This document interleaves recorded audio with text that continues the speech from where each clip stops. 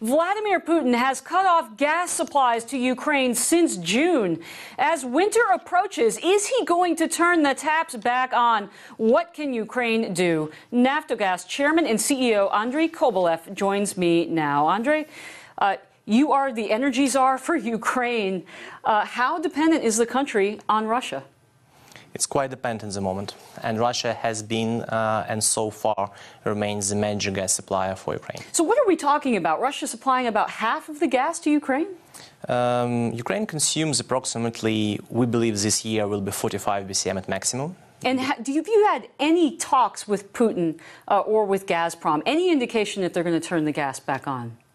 We hope so. There is a long negotiation process. We hope it will end positively, but everything can happen.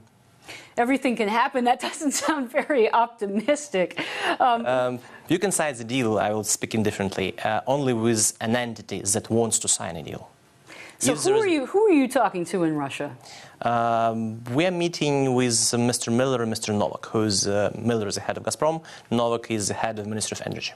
Now, is there any prospect that Ukraine can get gas from other sources? For example, Eastern Europe, reversing their gas supplies and sending it back to Ukraine? We are getting significant volumes at the moment. We need more, and there is a simple solution which could allow us to do so, but it's still not in place. What's the simple solution? Gazprom should be removed from the point between Ukraine and EU countries. That's it, in accordance with European legislation. And that's what we are also asking for with the European Commission. It's being discussed at the moment. It's a difficult decision, but it needs to be done somehow. So are you talking about building new pipelines No. or changing the way that the gas is flowing? No. Pipelines are there. They are half empty. Compressor stations are there. Everything is there. There's just one small little contract between Gazprom and European company Eustream, which needs to be amended so that empty pipes could be used to supply gas to Ukraine. And that's a simple solution. How about market prices in Ukraine? Isn't that a problem, too, that Ukrainians consume a lot of gas that they wouldn't otherwise if they were actually paying real prices for the supplies? Yes, there are some market inefficiency which we are going to correct. But for the last several months, we've proved that, firstly, we can negotiate efficiently with European companies. We have contracts with 4 major suppliers at the moment. They started supplying approximately 1 BCM, 1 billion cubic meter of gas per month to Ukraine since September. And yes, price of the gas is significantly cheaper than even the offer we are now having from Gazprom. Andrei, what happens if the gas doesn't come back on from Russia? Could people die in Ukraine? I mean, you've got millions of people dependent on gas for heat and electricity. It's going to be quite difficult. The deficit is approximately 5 billion cubic meters, but it's not hugely critical. No one will die, that's for sure. We have gas enough to supply to households. We have enough gas to supply to heating companies. We will maximize our gas flow from Europe.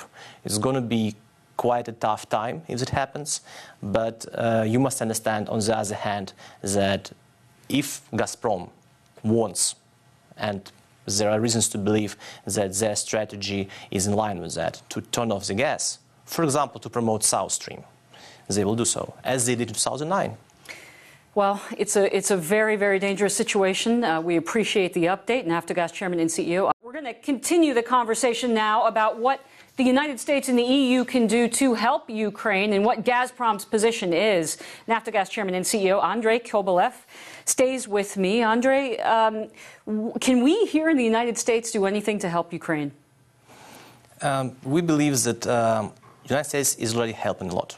So in negotiations with the European Commission, we have joint position. We are discussing how things can be changed. And even participation of U.S. people and their no-nonsense approach helps us a lot. Oh, that's kind of diplomatic, isn't it? We haven't opened up gas exports. We haven't said we're going to open up fracking on public lands to increase supplies for export. I mean, are we really doing enough to help you? We understand that any opening of LNG exports, for example, if you're talking about that, yes, that would be very positive for the market, but that's not going to help anyone within 1 or 2 years.